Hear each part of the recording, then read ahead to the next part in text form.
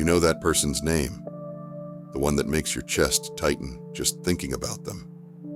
You've probably told yourself you're over it 100 times, but your body keeps the score, doesn't it? One mention of their name, one unexpected encounter, one reminder of what they did, and you're right back there.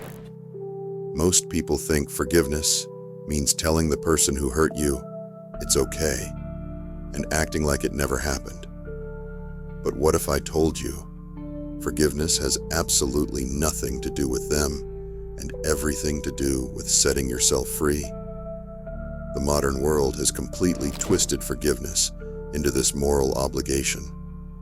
But here's what Jesus and the ancient Stoics actually understood. Forgiveness is the ultimate act of self-liberation. This isn't about religious rules. This is about how real forgiveness unlocks your power, even if you never get that apology. And here's what Jesus understood about the true purpose of forgiveness that we've completely forgotten. If you forgive other people when they sin against you, your heavenly Father will also forgive you. Jesus. Maybe you've practiced Christian forgiveness, said the words, while still feeling the resentment. Maybe you've tried therapy, meditation, even confronted them directly. But here you are, still carrying what happened like a stone in your chest. Here's the truth that's going to change everything. Forgiveness is an act of power, not weakness. Today, you're going to discover why you're still carrying what happened, why traditional forgiveness advice doesn't work, and how ancient wisdom offers a completely different path, one that sets you free, whether they apologize or not. Most people stay trapped in this endless cycle, waiting for apologies that may never come. They've been taught that forgiveness is about the other person, about being the bigger person. But you're different. You sense there's something deeper here. You've felt the weight of carrying unforgiveness, but also that weird discomfort of fake forgiveness, the kind that leaves you feeling like you just betrayed yourself. Here's the truth that's going to flip everything upside down. Forgiveness doesn't require you to say what happened was okay. In fact, it doesn't require getting back together with the person who hurt you, getting an apology from them, or them even knowing you've forgiven them. You think about what they did, and your body tenses immediately. If I let this go, they win. They get away with it. You tell friends and family you've moved on, but their name still triggers a physiological response. Why should they get to be happy after what they did to me? Here's what's happening. These invisible chains actually bind you more than the person who hurt you. Right now, while you're unforgiving, you're literally chained to both the event and the person, carrying them everywhere you go. And here's what's fascinating. Both Jesus and the ancient Stoics figured out the same truth about human psychology. The Stoics had this insight about resentment. Why would you let someone who hurt you once keep hurting you every single day through your own thoughts? To them, holding on to resentment wasn't just spiritually toxic, it was literally insane. Here's how Epictetus put it perfectly. It's not what happens to you, but how you react to it that matters. Epictetus. Jesus took this understanding even further. When he talked about forgiveness, he used the Greek word aphiemi, which literally means to release or to let go. On the cross, Jesus demonstrated something profound about forgiveness. Father, forgive them, for they do not know what they are doing. Jesus. Picture forgiveness like cutting chains that bind you to someone else's actions. Every link in that chain is a moment of resentment, a repeated angry thought, a fantasy about getting them back. Forgiveness is not a gift to them. It's freedom for you. Let this truth settle into your awareness. And here's where modern neuroscience gets fascinating. It's actually proving what ancient wisdom knew all along. Neuroimaging studies, 2013 to 2020.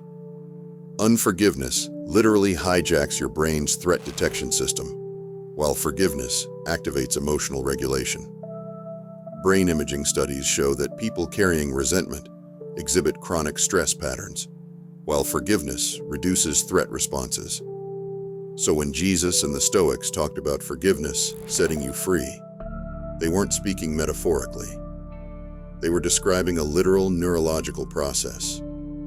Your brain is designed to heal from emotional wounds through forgiveness, but only when forgiveness is understood correctly. So let's get specific about how this plays out in your daily reality. Their name gets mentioned at dinner. Your chest immediately tightens, and suddenly, your entire evening is hijacked by 20-year-old pain. You rehearse conversations that will never happen. Your present moment gets stolen by past wounds. Forgiveness, research meta-analysis, 2020. People misunderstand forgiveness as requiring reconciliation with the offender, a belief that keeps them perpetually bound to their pain. In other words, most people stay trapped because they're waiting for conditions that forgiveness doesn't actually require. You tell yourself, if I let this go, they win. They get away with it. I need to hold on to this anger to protect myself. But imagine, their name gets mentioned, and you feel nothing. Not because you don't care, but because you're no longer chained to caring in that destructive way. You can acknowledge what happened without being consumed by it. Waking up and their name being just a name. No chest tightness, no story to tell. Not because you've forgotten, but because you've remembered who you are without their actions defining you. Allow this possibility to feel real for a moment. You might be thinking, but this person doesn't deserve my forgiveness. This objection comes from misunderstanding that forgiveness is something you give to them, rather than something you do for yourself. Here's what Jesus meant when he told his followers to forgive 70 times 7. Not 7 times, but 77 times. Jesus. This wasn't instruction to endure abuse, but a path to free yourself from being defined by opposition. What about justice? Here's the truth. Your healing and their accountability are separate processes. You can forgive privately while still pursuing justice publicly. Forgiveness doesn't make you a doormat. It makes you stronger. Worthington and Scherer, 2004. Research reveals decisional forgiveness, choosing to act differently toward an offender, comes before emotional forgiveness. The feelings follow the choice, not the other way around. This happens naturally when forgiveness is understood as self-liberation rather than obligation. You can protect yourself from future harm while releasing resentment about past harm. You can set boundaries without carrying bitterness. You can pursue accountability without poisoning yourself with revenge fantasies. The Stoics understood this perfectly. The greatest remedy for anger is delay. Seneca. Feel the difference between justice and revenge, protection and resentment. Now that you understand what forgiveness actually is and what it isn't, you have a choice to make. Let me be crystal clear what forgiveness is not. It is not ignoring the harm. It is not saying what happened was acceptable. It is not continuing unhealthy relationships.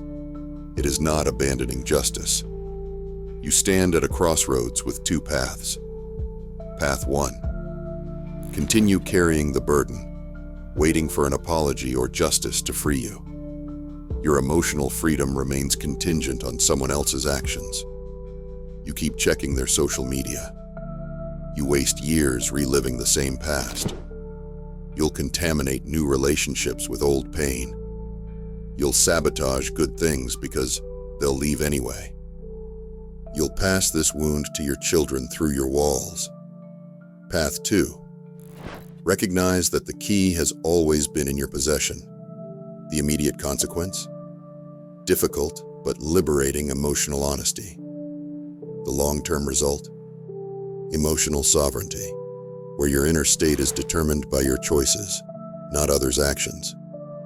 You become truly powerful, not because you control everything, but because nothing external controls your inner peace. Which version of freedom will you choose? So how do you actually make this transformation? How do you move from emotional hostage to emotional sovereign? You're not the person who was hurt. You're not the person who carries that hurt. You're the person who chooses what to do with it. Luskin, Stanford Forgiveness Project, 2006. Stanford's research defined true forgiveness as giving up the hope for a better past. People who learned true forgiveness showed measurable improvements in sleep, blood pressure, and immune function within 8 weeks. Not because they became doormats, but because they stopped carrying other people's actions as their identity. Practice 1. The 60-second reset. Here's how to start. 1. Acknowledge the hurt. First, 20 seconds. This really happened and it really hurt. 2. Recognize the cost. Next, 20 seconds. Staying attached to this pain hurts me more than them. 3. Choose freedom. Final 20 seconds. I choose my freedom over this burden. Practice 2. Compassionate boundaries. Here's how to practice this. 1. Separate forgiveness from reconciliation. I have forgiven you in my heart, which means I no longer carry resentment. 2. Maintain healthy boundaries. This doesn't mean I trust you or choose to have you in my life. 3. Understand the distinction. Forgiveness and reconciliation are separate processes. Practice 3. Sovereignty, journaling. When you're overwhelmed, try this. 1. Recognize the pattern. When pulled into resentment, write, I'm choosing to give person power over my emotional state. 2. Reclaim your choice. Continue. I can choose differently. 3. Rewrite from power. Then rewrite the situation from your sovereign perspective. These practices train your mind to automatically choose freedom over resentment, power over victimhood, sovereignty over dependence on others' actions. Here's what Jesus and the Stoics understood. Forgiveness was never designed as moral obligation. It was designed as the ultimate path to freedom. When Jesus told his followers to forgive 70 times 7, he wasn't creating impossible moral standards. He was inviting them into a practice of non-stop liberation. Then you will know the truth, and the truth will set you free. Jesus, the person who harmed you, took something from you once. Every day you carry unforgiveness. You're letting them keep taking. Your peace, your presence, your power. Your kids are watching how you handle pain. Everyone who knows your story is being influenced by how you choose to carry it. What lesson are you teaching about human resilience? The most radical act of power isn't changing other people. It's choosing to free yourself from waiting for them to change. Will you become that rare person who chooses freedom, regardless of what others do? Take a breath. Place one hand on your chest. Exhale fully. This is what freedom feels like. Look behind you now. Those chains that once bound you to your pain. You're no longer dragging them. Not because what happened didn't matter, but because you refuse to let it define what happens next. Let this new reality settle into your being. Hit subscribe if you want more ancient wisdom for modern healing. Share this with someone struggling to forgive. Your courage might give them permission to let go too. And in the comments, what's one thing you're ready to stop carrying? Your story might give someone else permission to choose freedom. Until next time, choose freedom. Again and again.